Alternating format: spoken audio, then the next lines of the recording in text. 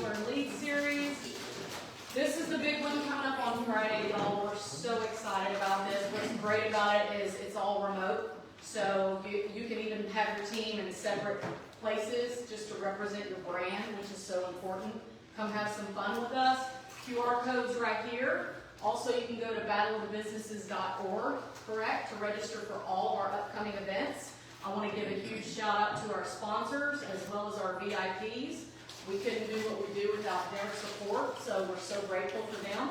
So y'all make sure and scan that QR code. And like I said, it's an hour. It's an hour, some great. First prize is $300.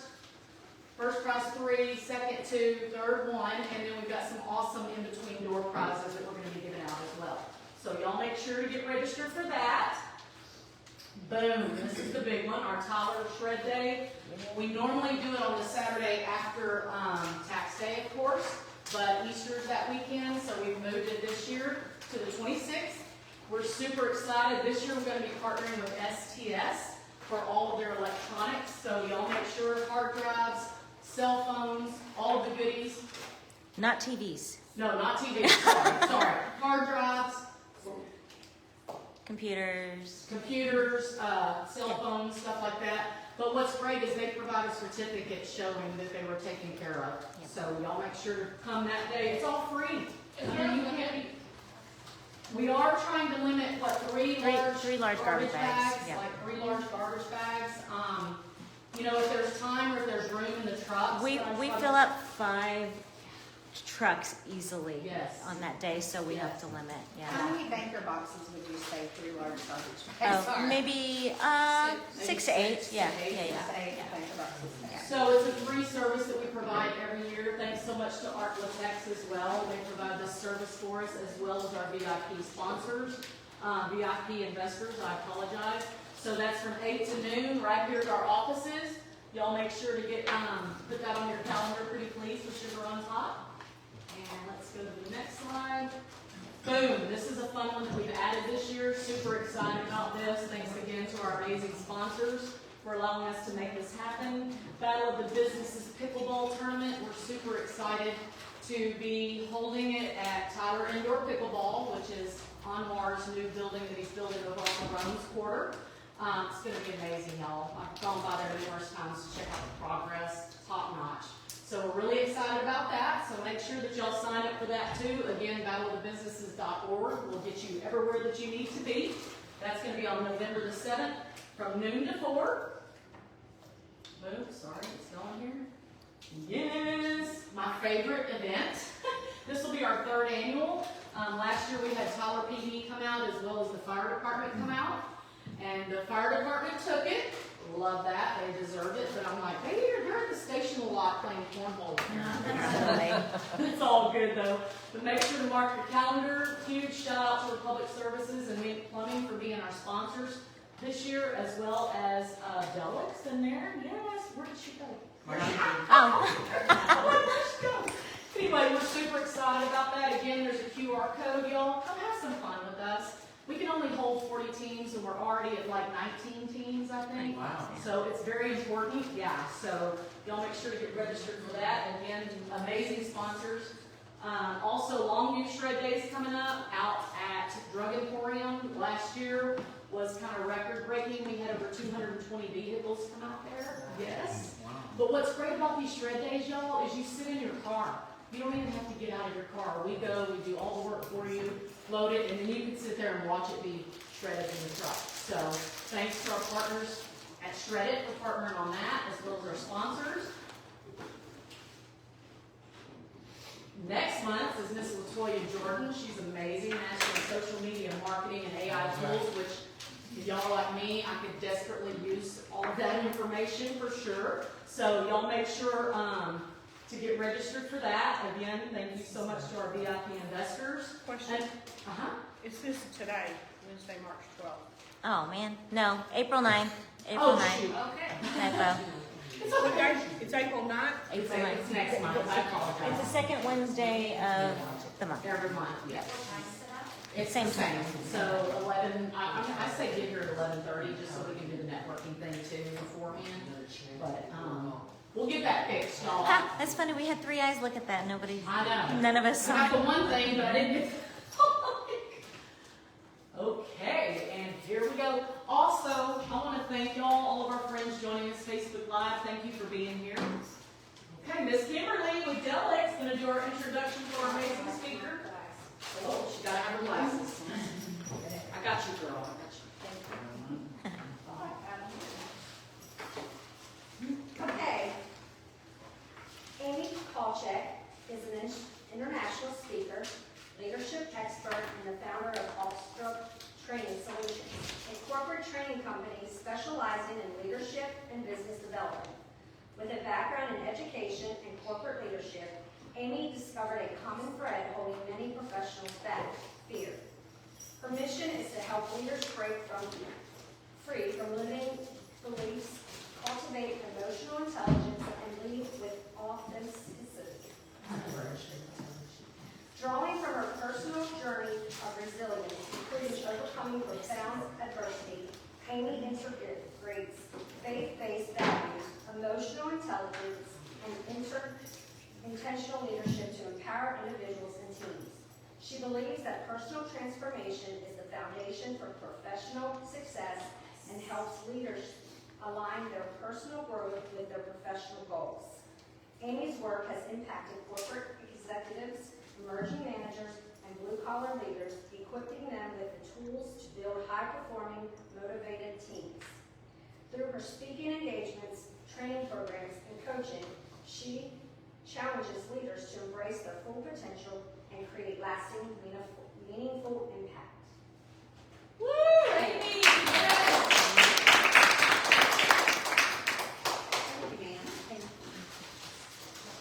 Oh, that's a great intro. Yes.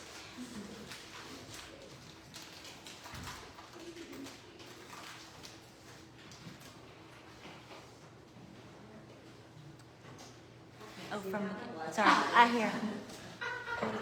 We're all blind as a bat. I think so. Okay. Here you go. You need our glasses, we just have to embrace it. Yeah. I've got reading glasses. Yeah. So, instead of getting started right away, if you will hear me for a minute, I can't believe that I'm here. Let me tell you why. God is just so amazing. There are so many things that I heard here that I need personally and professionally. I'm new to East Texas, new-ish to East Texas, and don't know many people in Ohio, right? So I'm gonna tell you right now, I think I have yours, but everybody on this road, I need to have a conversation with. Okay? I've gotten a few other cards. I need Miss Pretty Yellow, I need your cards, the doctor, and the two gentlemen in the back. Yay! So it's crazy to me that I'm here speaking to you guys, but all these things that I have on my to-do list, right, and my bucket list and my life plan that I'm talking to God about, you guys are all in the same room. So thank you for having me, and thank you for that. I need to talk to y'all after this. But, so I used to have this coaching client named Guy. And Guy's created this game-changing tool for his industry. So this tool helped his customers be more profitable, be more effective and more efficient. It helped them be more successful. And it just completely changed his entire industry. So Guy started getting a lot of attention from the powers that be at his organization. He worked for a global 100 company, and the top brass over in Germany were so intrigued by the success of this tool that he created that they came over to Texas to view it, to talk to his customers, to ask him about it, to feel it, to touch it, to work with it. Not only that, but a lot of the industry publications started writing articles on him and featuring him. They featured him on town halls and different events within the industry for both the manufacturer he worked at, but also for different distributors. So life's going great, right? I mean, Guy's happy, customers are making money, the manufacturer's making money, the distributor's making money, everybody's happy, right? Wrong. You see, Guy had a boss who was not a very effective leader. And so as Guy started getting all of this success, his boss kind of got jealous, right? And his boss started micromanaging him. And he started doing like audits of expenses and disempowering him and showing up where he was to try to catch him doing something wrong instead of doing something right. You see, Guy and his boss had worked together for well over a decade. But then when he created this tool, everything changed. So Guy and I were having a conversation, and in June, he created this during the pandemic when the whole world was shut down. It rolled out in April of 2021, and between April of 2021 and December of that year, they brought in $14 million in additional revenue based off the tool that he created. Wow. But again, the boss was jealous. So in July of that year, July of 2021, Guy's boss threatened to fire him. Between July and November of 2021, Guy's boss threatened to fire him every 3 weeks on average. And I know because I kept track of it. Between November and December, the holidays, right? Every single Friday that he had a conversation with his boss, he was threatened to be fired. And then in January of that year, his boss rolls a PIP in front of him. That's not what that is?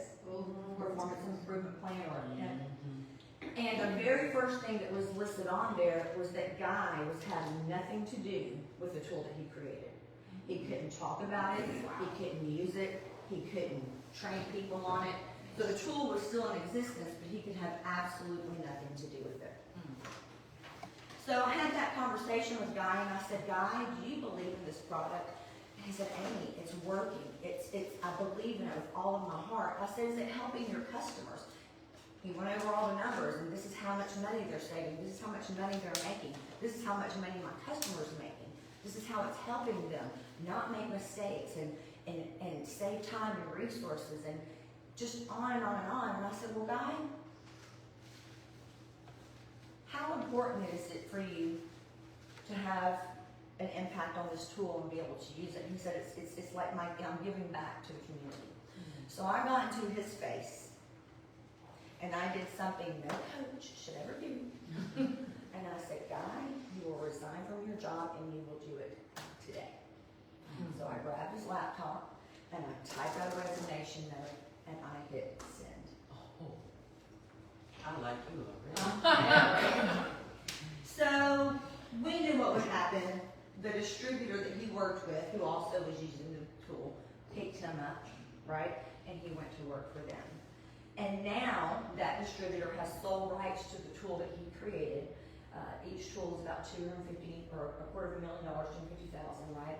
And as of today, they made millions and millions and millions of dollars, and we'll talk about that later.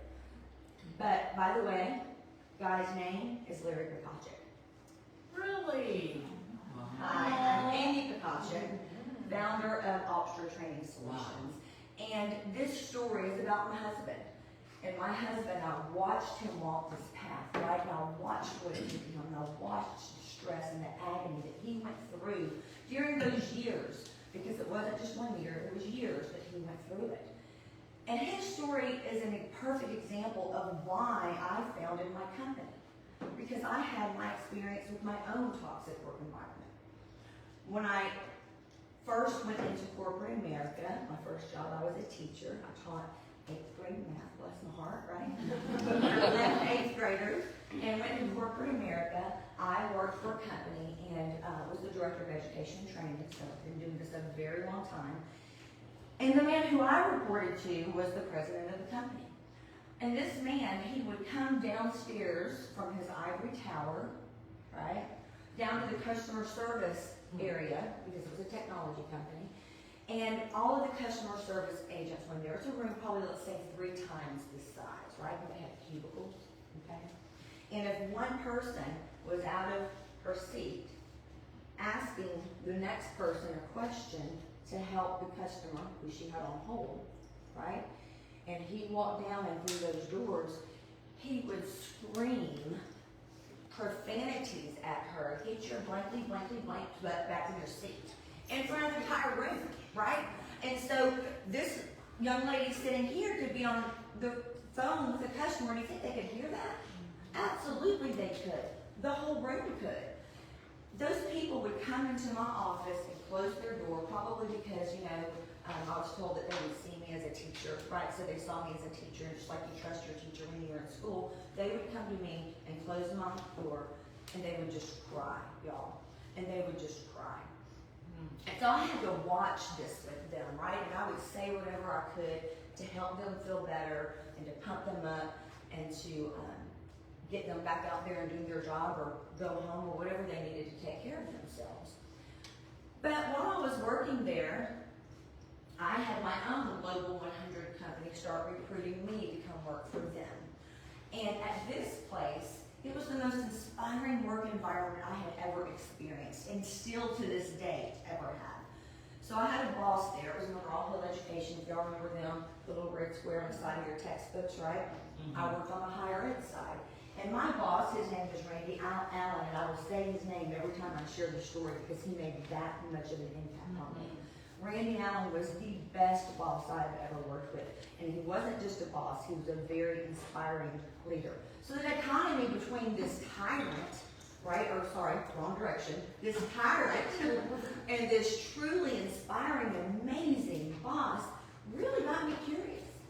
I was like, the dichotomy, I don't get it. How can one person be this way and the very next person who I report to is amazing? He was so amazing that when he coached you, you felt like he was complimenting you. And it wasn't until maybe days or weeks later when you were reflecting back on that conversation, it was like, oh, wait a minute. He wasn't complimenting me. He was coaching me to get better, right?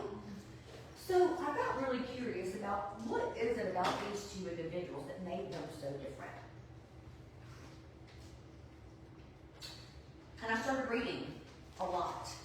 I started reading a lot of information on psychology and human behavior and neuroscience and leadership and management and business and all of that stuff. And I had access to all of the textbooks that McGraw Hill published for colleges and universities and med schools and everything. Wow. So I read every single psychology book we published. I also had access to some of the smartest people in this country, because the area that I covered was all the way from Florida to Texas up to Kentucky and Tennessee. Huge areas, so think like Vandy, all of the big schools, A&M, all of them. LSU, anybody except Tiger? Yes. Okay.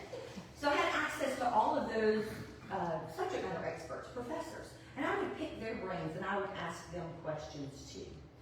And so this is what I found, and there were very specific things that made a difference between those who did it well and those who don't, and we're going to talk about some of those today.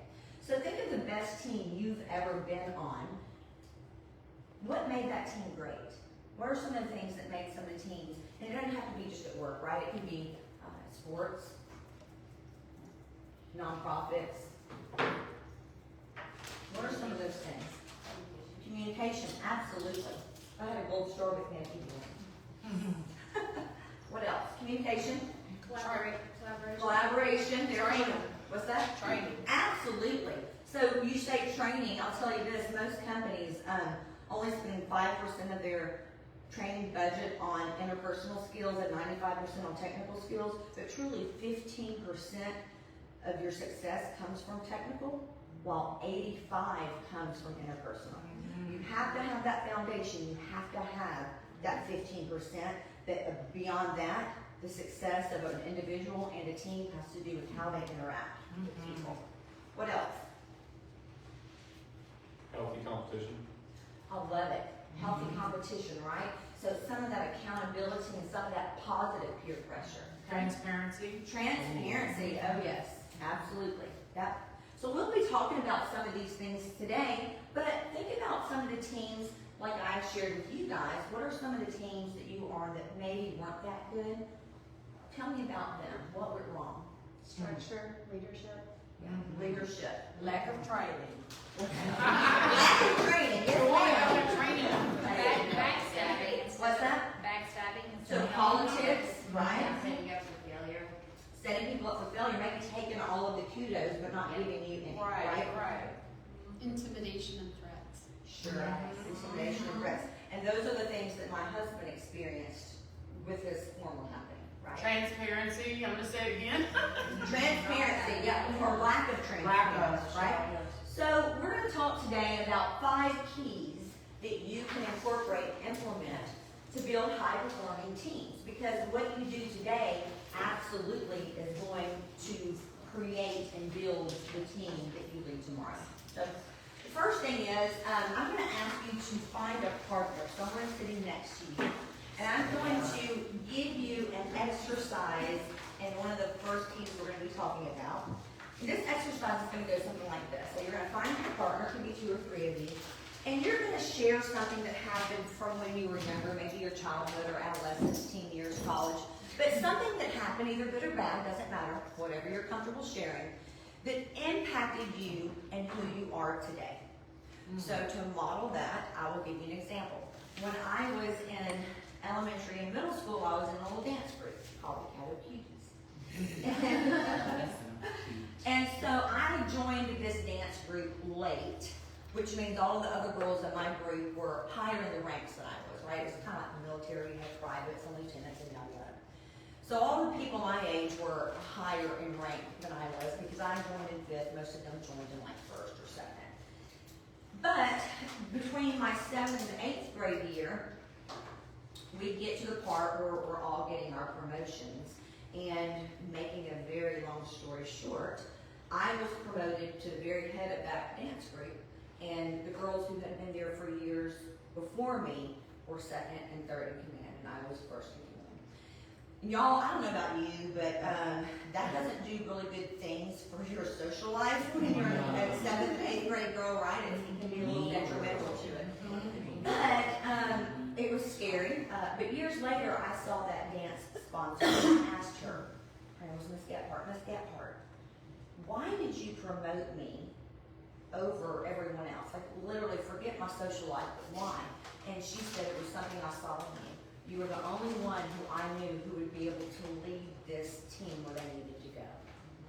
That made a huge impact on me because I couldn't understand it at the time, but looking back and reflecting on my life, I can see how from that one moment forward, I was continuously and consistently in leadership positions, right? So that one person believed in me, took me out of my shell, and from there, I was more comfortable leading teams.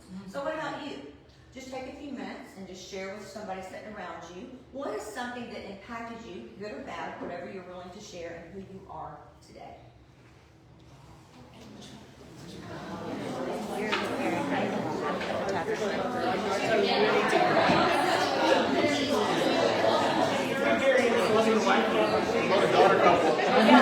I'm photographer. I'm a photographer. Y'all can talk. That's convenient.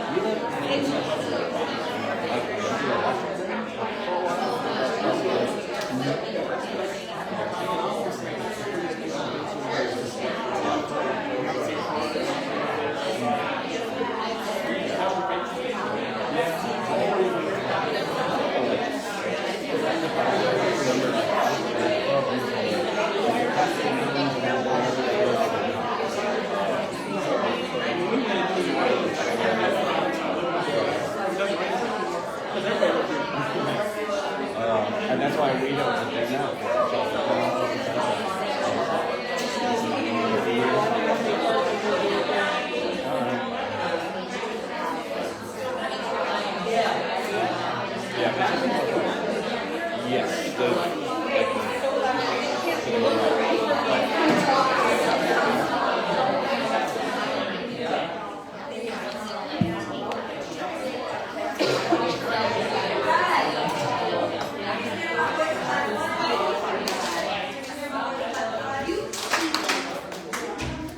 Ooh, if you can remember what's up there.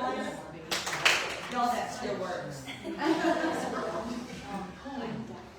So anybody want to kind of share with us about what you and your partner discussed? Yes, ma'am. Candace. So we have an interesting story. So the main thing that we both discuss is like being told as little girls and kids that we're not going to be able to do it. And you know where we come from, like depending what our family choices, what our family did, is going to be the same life that we live. But what it did, by the grace of God, it just built that drive and that passion to keep going despite them circumstances, and to really show that when you are determined and when you're favored and covered, all these things happen. So instead of breaking us down, now it did break us, but it really broke us to build us. So, Lit a fire inside of me. right? Yes. All right, Bill. So I didn't get to share with my group, but Okay. it's so and don't be like, oh, poor her, because it's not like that at all. So I have two big things. So one, my mom left me when I was 6 months old at the babysitter's house and put a note in my diaper bag and like left and like never came back. So what I learned, I told you don't do that. So what no, for real, it actually really is cool. And she lives like in the same town I do now, which is really weird. Anyway, so what it taught me though as a very, very young person was that I can be resilient. And my dad got me. My dad lived in a different state from all of his family. It was just him and I in Oklahoma. And he just taught me my whole life. He was like life throws you curveballs and you just like meet it, right? My dad had never curled a little girl's hair. He learned how to curl hair. He learned how to iron. And so like it just taught me my whole life to grow up and be resilient. And then at the age of 37, I was pretty convinced I had breast cancer and nobody believed me. And they told me I was crazy and I didn't run my family. When I was 38, they were like, damn, you got double breast cancer. And I was like, cool, yeah, let's go. Right?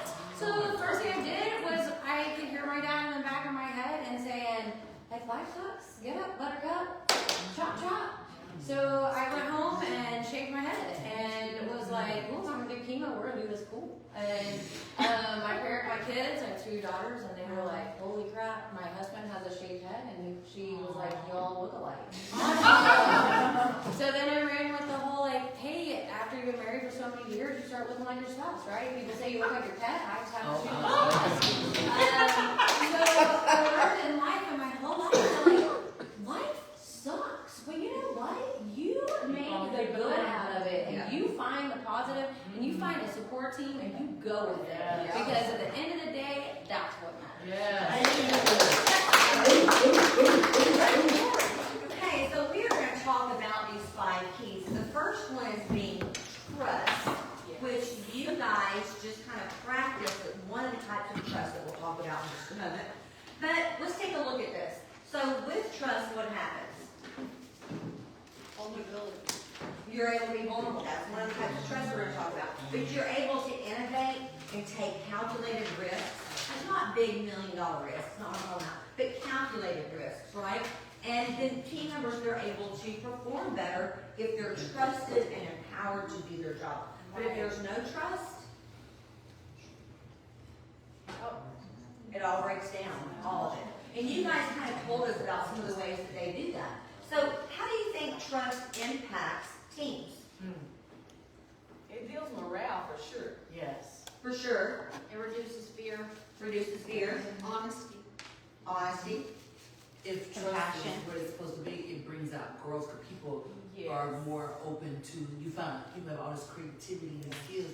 If they feel trust and value, they can open up. So trust actually brings on innovation, creativity. Yes, ma'am. Receptive of that, for sure. Yeah, and so as adults, right, we want to be treated like adults. You know, for decades, adults weren't necessarily treated like adults in the workplace, at least unless they were in management positions. But we want to be treated like adults, and we want to be trusted to use our best judgment and empowered to make decisions, including those calculated risks. But what happens if there is no trust? Your team will crumble. The team does crumble. You know, there's studies that You're have gonna been be hiring all shown. the time too. What's that? You're gonna be hiring all the time. Yeah, I People said they'll get leave. out of there. High No, turnover, high turnover. low retention. Becomes toxic. Yes. There have been studies that have shown that employees who work for leaders who do not trust them report doing a lot of those underhanded and manipulative things, like hiding, stealing, right? So a lot of those things that maybe they wouldn't have done had they been empowered. Some of it could be character issue, I'm not saying that, but it maybe, were you gonna say something? I think with what we do with movers, having trusted employees will tell you things so you hear it from them first before you hear the complaint from the customer. Yes. So that you can deal with it and know what you're getting into, and then they feel like that you're not going to just fire them and that they can be like, we broke something or this didn't go well. Like, so you hear about it ahead. Yeah, and that's huge, right? Because they feel like they can have that conversation with you up front before things turn bad. We're actually going to be talking about that in a minute. But there's 3 types of trust we're going to briefly discuss. And the first one is predictive trust. Predictive trust is that kind of trust that you have with somebody when you've known them for a long time. You know, maybe that spouse that, like you were talking about, Christy, right? Yeah, the spouse you were talking about that you've been married to for 20 years, so you just kind of know how they're going to respond when you bring up something to them. Or for me, my parents, right? So I'm 50, I've known my parents for 50 years. I can predict how they're going to behave or how they're going to respond on different topics. So that's predictive trust. Then vulnerability-based trust is what you guys just did, your exercise. It is opening up some part of you and showing your humanness. Showing your humanness. And especially when you do that with someone who you've never met, who you just met, right? Or maybe somebody you barely know. There's something that happens inside of our brains, and we're not going to get into that today, but there's something that happens in your brain that you can connect with them on a deeper level. And when you guys are dealing with customers, and I teach a lot of business development, but when you're dealing with customers, that part of your brain, that emotional part of your brain, that's where they make decisions. So customers, people buy based off of emotion, not based off of ration. That's a whole different conversation. But by being human and vulnerable, right, and acknowledging, here's who I am, being that trustworthy person who's vulnerable, then you can connect with your customers and your colleagues better. And then we have behavioral trust. And this is the type of trust that's hugely important for teams. This is the kind of trust that you know when somebody says they're going to do it, they're going to do it. You can depend on them, right? It's the type of trust that teams need to be successful. Okay, so that one didn't get to read it. Here's the impact of trust. So these are some of the different things that can happen when there is a lack of trust within a team. Whether it be low behavioral trust, which might be like leaders making a decision behind closed doors and not being transparent with their team, like you guys talked about, transparency and communication. And then there's vulnerability-based trust when teams lack it. The teammates aren't going to share concerns. I'm not going to care about you. You're not going to care about me. We're not going to have empathy for each other if we don't have any vulnerability. If I show up at work and I'm just a robot and not a real person, are you able to connect with me? No, no. And then finally, there's the predictive trust, and that's where, you know, if somebody doesn't follow through their commitments, you've worked with them for 25 years, even though we've used like the spouse or the parent example, you can use it with your coworkers too. Like, you know how different people are going to behave and how they're going to respond. You know those who are going to go the extra mile and do the extra thing, right? But then you also know the people who aren't, who are going to leave early every time, who are going to show up late, who are going to lie, and who you wonder, why the heck do we even keep that person around? And those are the types of trust that erode a team. How effective do you think any of those teams would be? Not very. Not very, right? Not very. Not very effective. No. So we're going to talk a little bit about the Tylenol cyanide crisis. Do you guys remember this? You guys depend on your age. Back in 1982, what happened? People died. People started dying. Never been solved. Never been solved, but people started dying after taking Tylenol, right? And Tylenol did a lot of things. They had some choices to make. And if you look at your case study packet, what I'm going to ask you to do is just kind of briefly look at that first page, the background. It sounds like a lot of you already understand the background. And then look at the challenge, what they were faced with. They were faced with some decisions.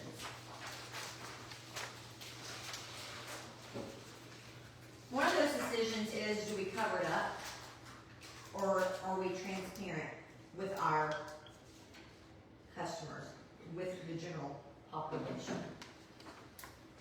We'll give you a couple minutes to look over that.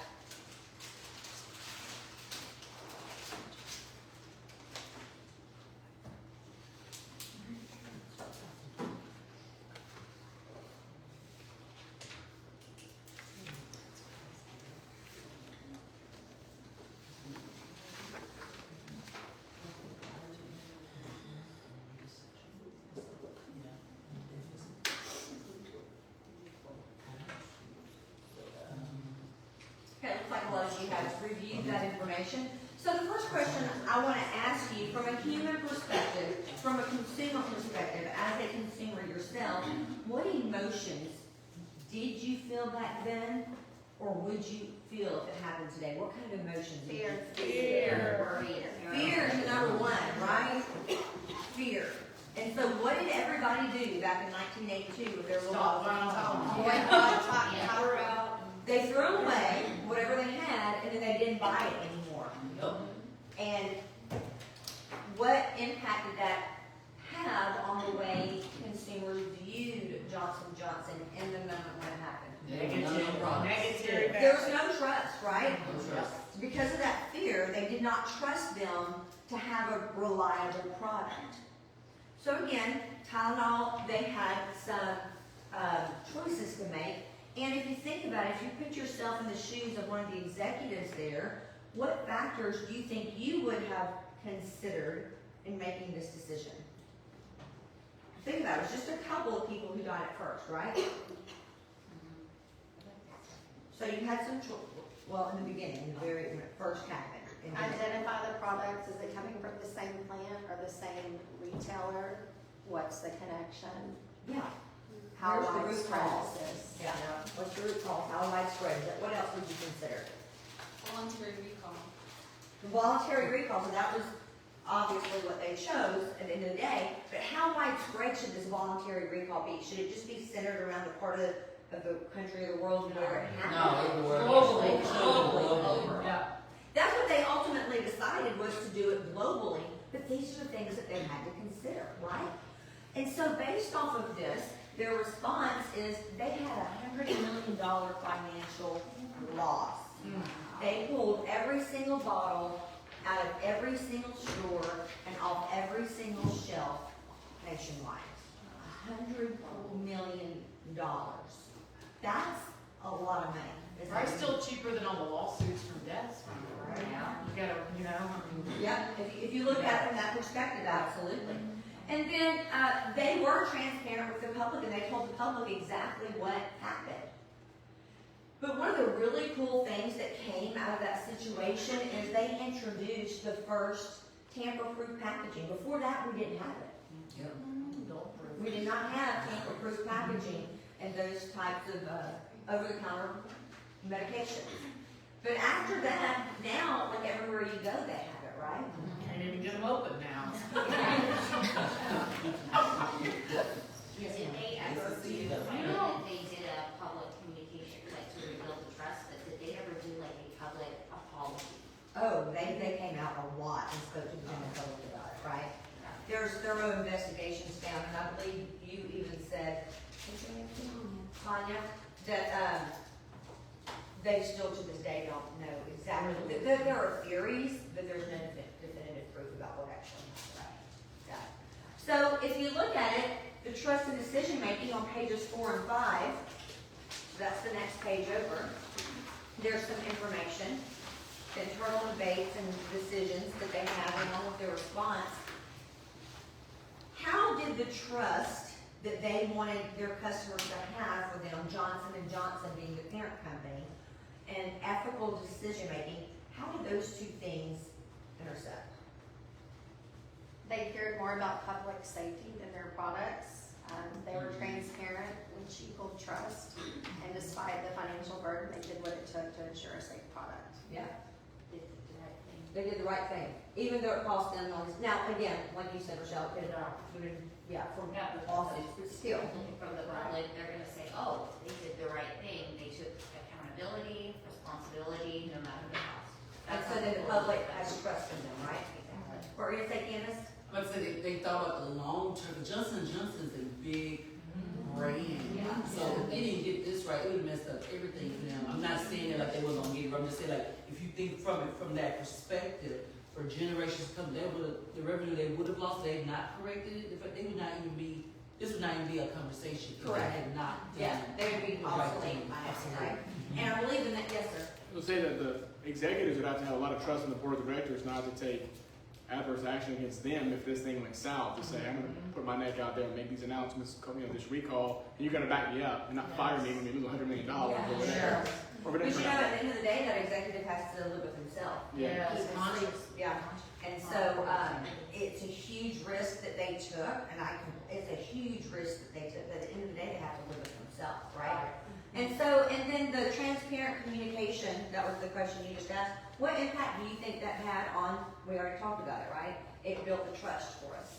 It took a product that basically, looking at it, had a skull and crossbones on it to, Yes. once the correction and safety measures were in place, was the product you wanted to buy because you know it was the safest on the market. And I can assure you, even today, you go in anyone's medicine cabinet and you just see Tylenol. So, and they fixed varieties it. of They Tylenol. fixed it, exactly. I mean, Yeah, and so the next year, they were able to regain up to 90% of their profits. wow. So 1 year later, they weren't back up to 100 yet, but 1 year later, after this huge, massive crisis, they went to 90% of their profits, which is huge. Okay? So one of the biggest things when you're talking about trust within a team is that psychological safety that they have to feel, right? So the team has to feel safe emotionally. Okay? That's trust. When we talk about communication, you guys told me the very first thing you said was communication, that it was important for a team. True? Yes. And I often say that you can never communicate too much. You can never over-communicate. There are tons of different methods and modes of communication that you can use for your team, and it's better to communicate too much than to communicate not enough. Right? So when we look at communication, what we know is, we miscommunicate, don't we? I was watching a TikTok last night.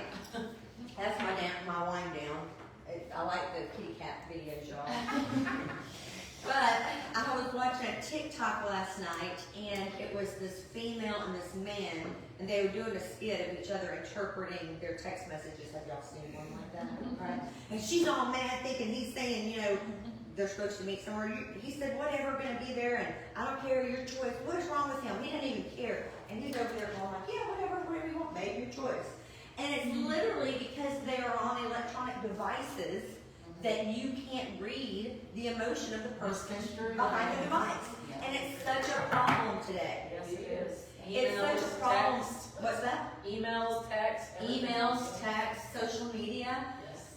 Miscommunication is a huge problem. So miscommunication, this leads to missed deadlines. I work with a lot of companies, y'all, and I see it over and over and over, that communication is the number one thing that prevents people from succeeding or completing projects or meeting deadlines or getting the right information. It's miscommunication. You have this leader who thinks everybody can read their mind. Yeah. But they can't. And so then when the information isn't presented exactly how they envisioned it, then they are not happy, but the miscommunication led to that. Confusion results, we talked about that. And then what ultimately the team begins to disengage. So you'll have team members fall off. I've worked with, I do leadership coaching. I don't want any more clients. I'm trying to all of them. Send them my way. Yes, ma'am, right? We're gonna talk after this. Yes, ma'am. But I've dealt with a lot of leaders who are members of teams who literally, y'all are gonna love this, they hit select all on their email in the morning and hit delete. What? Really? Oh, yeah. It gives me anxiety. It gives me anxiety too. Okay. But miscommunication is a huge problem. That's a worst case scenario. That is a worst case scenario, but I promise you it happens. I promise you it happens. And then, on the way up, we're talking about how communication helps. Open communication builds that trust that we talked about, but it also improves engagement. Now, face-to-face engagement is so much more powerful than technology ever will be. Technology has helped us in many ways, and it helps our world connect, but it will never replace the face-to-face connection you have with another human being. Simple, direct messages. Some people like to write a chapter in an email, a book. Nobody reads. Okay? People don't read all that if y'all didn't know that. They don't read that. Use your bullet points, be succinct. They'll give you about 7 seconds and they'll Yeah, go they're on. not reading it. And then transparency, which we talked about that. Being transparent and being open like Tylenol did. Strong teams, they're built through the choices that we make like Tylenol. So, let's go back to this case study. Johnson & Johnson. What did trust and communication do?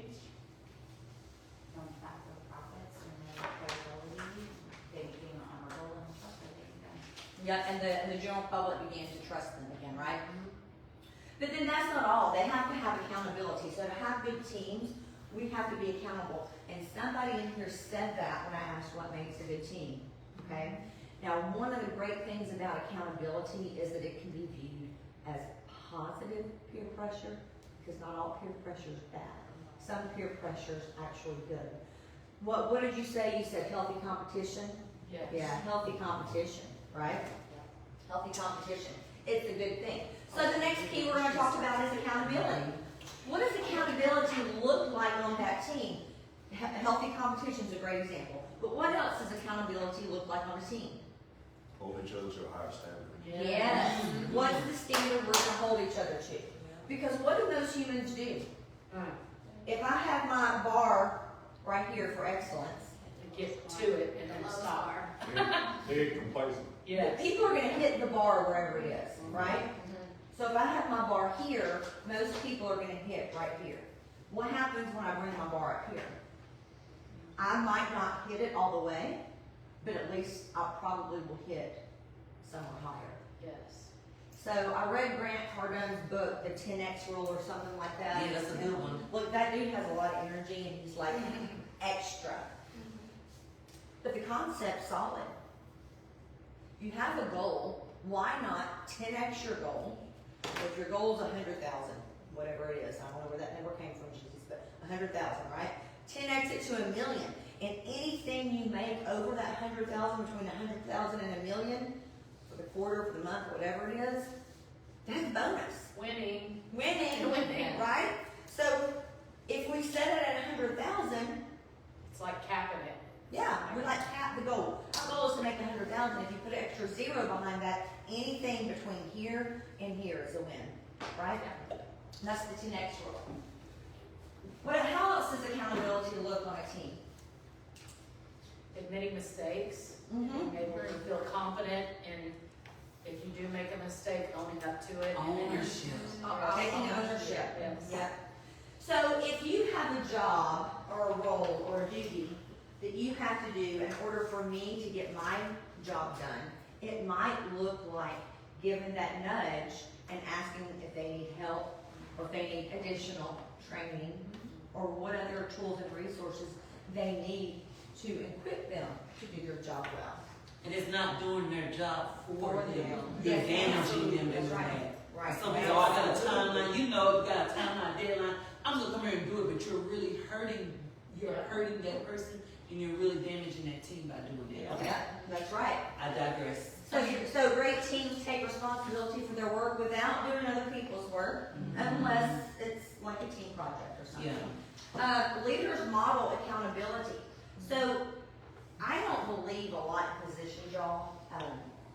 I believe if you pigeonhole people into positions, then they kind of have the mindset of that's not my job. That's not my job, right?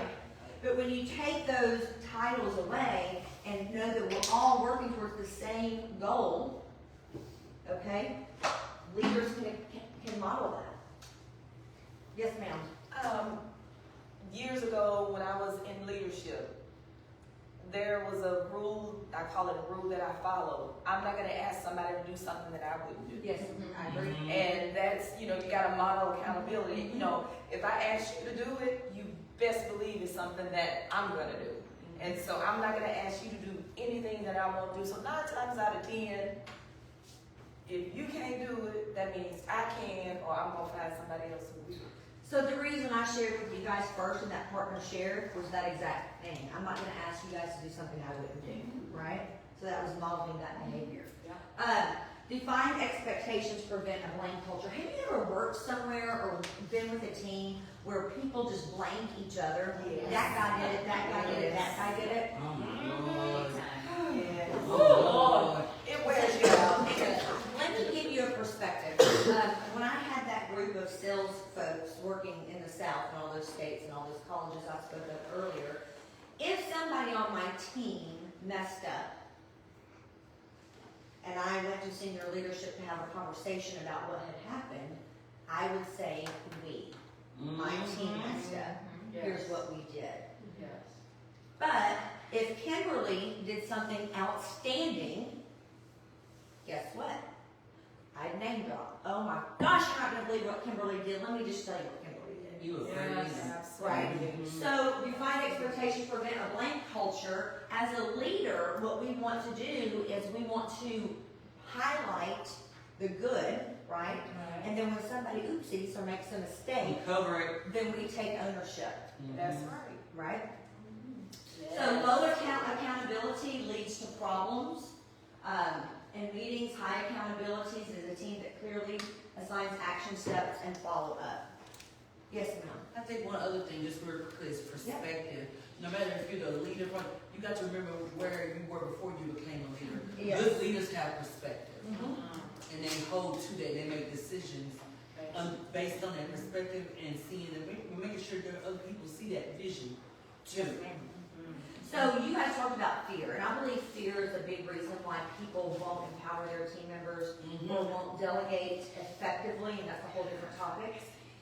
And what I remind them is that you were a beginner at one time, Jean. You might be the subject matter expert now, but at one point you were the beginner too. And then I'll just ask them, I told them I was going to talk.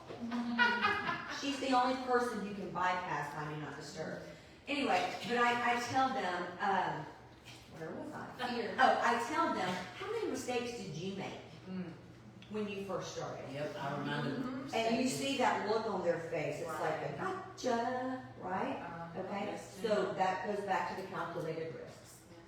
So think of a time when you or somebody that was on your team took full ownership of a situation like that. And what kind of impact did it have? Does that ever happen? Somebody who I haven't heard from, tell me. Yes, no. Okay, well, you go ahead.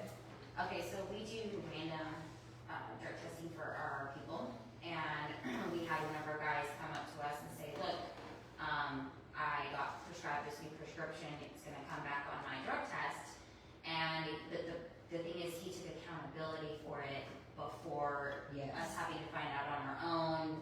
He did the right thing before, like, the trouble. Yeah. And it wasn't even an issue, it was prescribed, but he thought it could be, and so he took the proper steps. He did the right thing, regardless of what the consequences may have been. How did that impact how you guys view that individual? We trusted him more. Yeah. And it's behavior trust. Yes.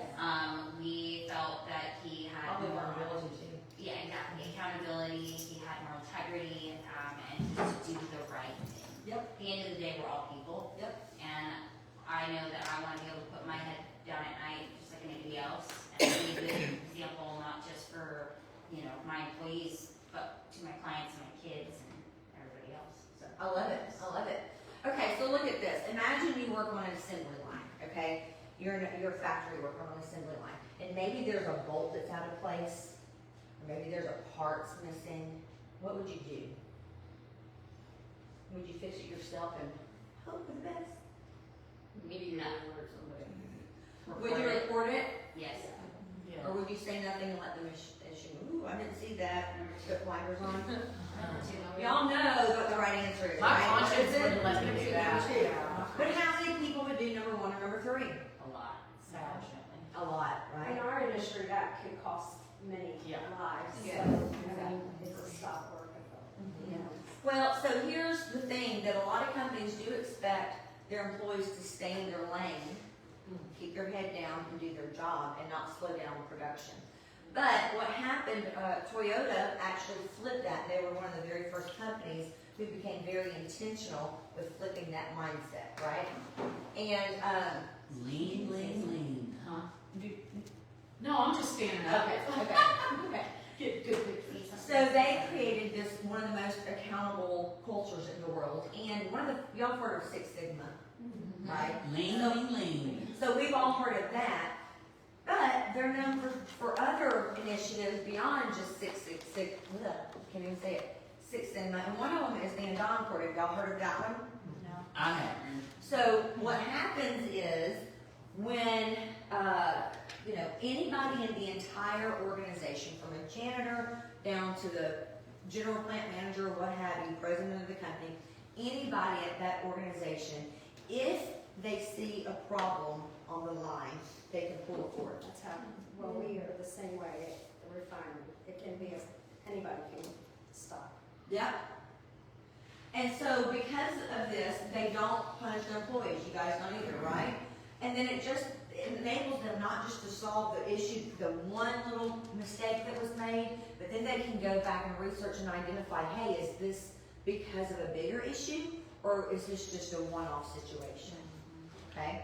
But they have some other things. They have these, I am not Japanese, East Texas.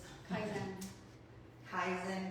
Yeah, but I don't pronounce all the words correctly, okay? But they have these Kaizen meetings, and these meetings are where people can provide any kind of information they want, any ideas, any input about process improvements, process refinements.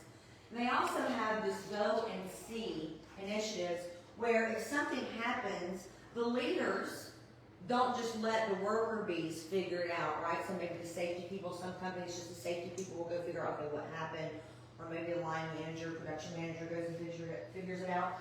But the leaders of the organization actually walk to the line itself, and they see it, and they touch it, and they talk to people to figure it out. So they don't just leave the worker bees to do it, they get involved, and that helps with what? Accountability and trust. I was going to say Toyota has, they're one of the biggest people in the ERG, so the employee relationship group. So there's a group for everybody, and those decisions and things like Toyota is great at that. The employee relation groups, these type of meetings, which is one of the reasons why most people want to go work for Toyota. Yeah. Right, the vendor side of it is great. So I didn't realize this orange wouldn't show up much, and I apologize for that. But what happens when people feel accountable without a deeper sense of purpose. So all this trust, all this accountability is good, but what happens if you don't have this deep sense of purpose? You're not as invested. You're not as invested, right? So accountability ensures get things done, but purpose, that's what keeps them engaged, okay? So, the why matters. I do a lot of 3-day workshops, and the first thing is why. And I know I've heard people say the why is overdone, but it's not overdone, because the why is gonna stay with you for the rest of your life. Why do you do what you do? Why are you in the role you're in? Why do you behave the way you do? Why do you have the friends you have? The why runs everything you do, positively or negatively. So the why is hugely matters. So we're going to talk about this. The fourth key is purpose. For time. Yeah. I'm sorry, I'm not being, How many minutes do we have? well, it's after 1, so you got about 5 minutes. 5 minutes. So I'm going to talk about this one real quick, and then we're going to just wrap it all up. This has been amazing though. But this one client I have is ECS. They had what was considered an essential business during the pandemic, okay? And so one of the vice presidents and I were having a conversation, and he said, Amy, like, I never would have considered us essential. What we do isn't, his words, sexy. What we do isn't sexy. Like, really, it's the automotive industry. He says, literally, we just provide equipment to customers. But when the pandemic happened, they became essential. He's like, we're not curing cancer. You know, we're not doing brain surgery. But when I pushed this gentleman to figure out his why through some coaching I did with him, he had an epiphany, and it was, hey, we might not be the ones who are curing that cancer. We might not be the ones doing open heart surgery, but we're keeping the doctors on the road who are. Right? So we're keeping the world going. We're keeping the truckers moving. We're keeping supplies in the store. And that's what they do. Yes. Okay? So, to go quickly, we will run through this. The last key is going to be collaboration. And I was going to talk about this one other example. So these ship it days, and what they do is once a quarter, this company allows their companies for an entire day. And you don't have to work 24 hours straight. But one day out of the quarter, you get together with your teammates, and any idea that you have that you think will bring value to the organization, they're also the parent company of Trello, you can bring to the table. The only ask is, by the end of the day, you present a model, right, to the organization and let them decide if they're going to implement it or not. That's awesome. I love that. Yes. So why do you think it works? Engagement. It's trust. People trust. They know something's gonna come from what they're saying. Because a lot of times people have the ideas, but they may share it, but they never see nothing happen from it. Nobody even acknowledge it, so they just shut down. So having something like that really just brings all that up and open. So I would say it empowers them. It empowers them to be innovative. They've been proven that the leaders trust them to take risks, right? And they're empowered to innovate. So here's some of the stats: 63%, 37% collaboration in 2020, 22% increase in relationships. So let's go back to my example at the beginning. And since 2021, when that tool was rolled out, that company has brought in over $75 million in new money from the tool that his boss tried to switch. Crazy. Wow, that's amazing. So I'm going to ask you guys, I'm going to tell you this right quick, is that leadership isn't about a title. It's truly about impact. And the ripple impact that you make on the people. Stay right there. Yeah, let me get this. Look, I'm all out of real. Yes. Boom. And so what's one bold step you can take? You leave your day, consider that. What's one proactive choice you can make? And then finally, what are you going to do? So thank you guys very much for your time today. We do a monthly newsletter. We don't spam people. You probably won't even get it every single month because we're lean. But I like it. Small but mighty. Small but mighty. So if you're share leadership tips, some business development tips, things like that, articles. But there's the QR code to sign up. Thank you guys. You did. Thank you. I got something for you, hang on, I got something for you, the speaker, my favorite ever.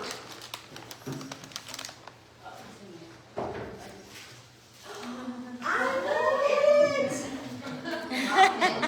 Yes. Where that's the gym. Isn't that wonderful? I love it, we appreciate you being here, tell me that wasn't so informative at all.